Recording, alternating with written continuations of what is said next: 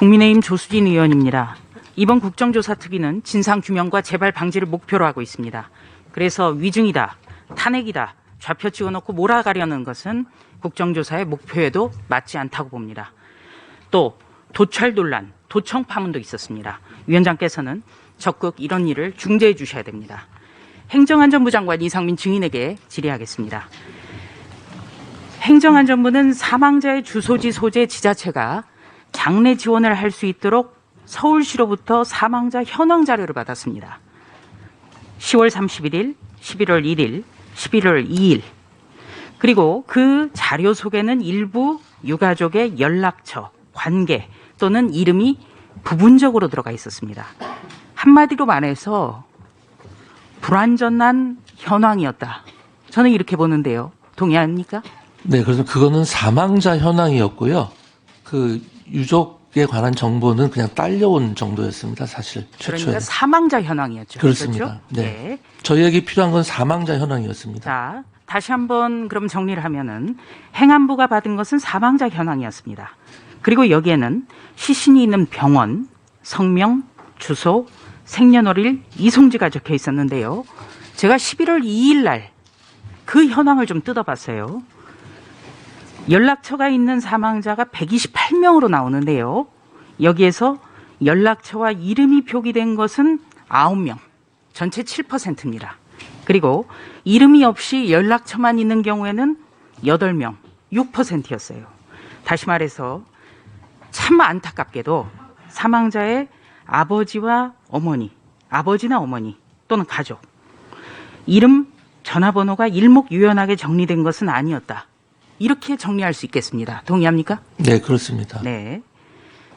서울시와 행안부가 주고받은 자료는 유족 명단이 아니라 사망자 명단이었기 때문에 아마도 증인이 혼선을 좀 일으켰을 것 같다. 네, 아까 말씀드린 바와 그렇습니까? 같습니다. 네. 그러면은 여기에 대해서는 더 이상 논란은 없겠군요. 오늘 정리가 되는 거네요. 그렇죠? 네. 네. 그리고 유족 명단을 갖고 있느냐? 더불어민주당 의원님들이 그동안 이렇게 질의를 했는데 연락처나 명단이 없다고 답변을 하게 된 것, 이것도 유족 명단이 아니라 사망자 명단을 받았기 때문에 불거졌을 혼선, 이렇게 생각합니다. 그렇습니까? 네, 그렇습니다. 예결위 당시에는요, 그러한 게 있다는 것 자체도 몰랐습니다. 네. 그 이후에 파악한 사실입니다. 그래서 행안부 장관님의 그간의 발언이 매끄럽지 않았던 것은 참 유감이에요. 네, 저도 그렇게 생각합니다. 네. 여기에 대해서는 그 증인이 깊이 좀 숙고를 해야 되고 앞으로 말씀하실 때는 잘 어떤 것을 질의하는지를 잘 좀 염두에 두고 해야겠다. 이런 생각을 합니다. 동의하죠? 네, 그렇습니다. 네. 객관적인 사실과 제가 인식하고 있었던 게 차이가 있었기 때문에 제가 예결위에서 그렇게 답변을 드리게 된 네. 것입니다. 그리고 아울러서 당부드리면은 그 법률가시지만 국민의 법감정이 더 위에 있다라는 말씀도 좀 당부를 드립니다. 네. 그리고 용산구청장인 박형 증인에게 질의하겠습니다. 용산구청은 지역경찰서와 소방서와 함께 지역 안전을 책임지는 축입니다. 동의합니까? 예. 네. 그래서 언론에 확인된 참사 당시 증인의 행적과 발언은 비난의 여지가 없어요. 이거는 비난받아 마땅합니다. 동의하죠? 예, 미숙한 점이 많았습니다. 네. 먼저 참사 당일 지인들과 술자리 가졌습니다. 그렇죠?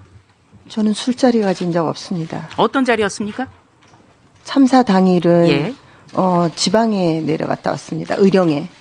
그러니까 의령에 왜 갔습니까? 네. 공적인 자리가 아니었지 않습니까? 아니, 공적인 자리가 먼저 약속이 되어 있었고요. 그다음에 사적으로 같이 병행해서 시제에 참석하고 왔습니다. 증인, 네. 그 공적인 자리라고 주장하는 것이 네. 시간도 짧았고요. 네. 공적인 자리라고 보기 어렵기 때문에 논란이 되는 거예요. 그런데 여전히 태도가 변함이 없습니다. 아시겠습니까? 예, 의원님. 사안의 심각성을 알겠습니까? 예, 알고 있습니다. 알고 있으면은 네. 뉘우치는 태도로, 겸허한 태도로 답변해야 되는 거예요. 예, 그렇게 알겠습니까? 하겠습니다. 네. 네, 술자리는 가지지 않았습니다. 자, 증인은 사고를 인지한 뒤에 택시를 타고 녹사평역까지 갔다가 차를 돌려서 다시 귀가를 했어요. 집에 몇 시에 도착했습니까? 그거는 제어에 관한 내용이 아닌 것 같습니다. 자, 집에 가서 잠잤죠? 아니요. 저는 현장에 출동해서 계속 있었습니다. 그게 몇 시였습니까? 10시, 상황은 인지한 건 10시 51분이고요. 그래서 제가 현장에 도착한 건 10시 59분입니다. 현장 도착한 게 10시 59분이다. 네. 예. 자, 그러면 증인은 구속 전에 피의자 신문 당시에 네. 헬로윈 축제는 주최자가 없는 행사였기 때문에 지방자치단체 책임이 없다고 말했습니다. 그렇죠? 네, 책임이 없다라기보다는 아니, 예, 아니요로 답해 주십시오. 그러니까 이렇게 얘기를 했어요. 구속 전 피의자 신문 당시에 주최자가 없는 행사였기 때문에 지방자치단체의 책임이 없다. 이렇게 말했죠. 예, 아니요 답하세요.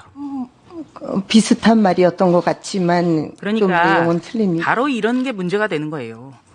아니, 용산구에서 일어난 축제였는데 지방자치단체 책임이 없다? 이거 구속 피하기 위해서 책임 면피한 겁니다. 이런 게 정말 안타깝고 화가 나는 부분이에요. 이런 말 했죠. 구속 피하기 위해서 했죠. 그건 아닙니다. 그런데 주최자가 없는 행사면 지방자치단체 책임이 없습니까? 책임은 있겠지만 법령에 의한 안전관리 기본계획을 세울 의무가 없다는 말씀을 드린 겁니다. 네, 다시 한번 말씀드리지만 네. 구속 전 피의자 신문 당시에 증인은 주최자가 없는 행사에서 자치단체 책임이 없다라고 말했습니다. 자, 그렇다면 책임이 없는 사람이 무엇이 무서워서 수사 전에 휴대전화를 빠르게 교체하고 기존 휴대전화 기록을 지웠습니까? 왜? 지금 휴대전화 기록 지운 적 없고요. 다 모든 것 비밀번호 제공해서 포렌식도 다 끝났습니다. 증인, 휴대전화 왜 빠르게 교체했죠? 빠르게 교체한 게 아니라 계속 기계 오작동으로 교체를 할 필요가 있었는데 참 그 부분에 대해서는 제가 영악하지 못하고 그런 거. 바로 그런 부분. 네. 그러니까 수사가 진행되니까 휴대전화를 교체한 것 이거 자체. 아닙니다, 의원님. 절대로 무슨 증거인멸을 위해서 바꾼 건 아닙니다.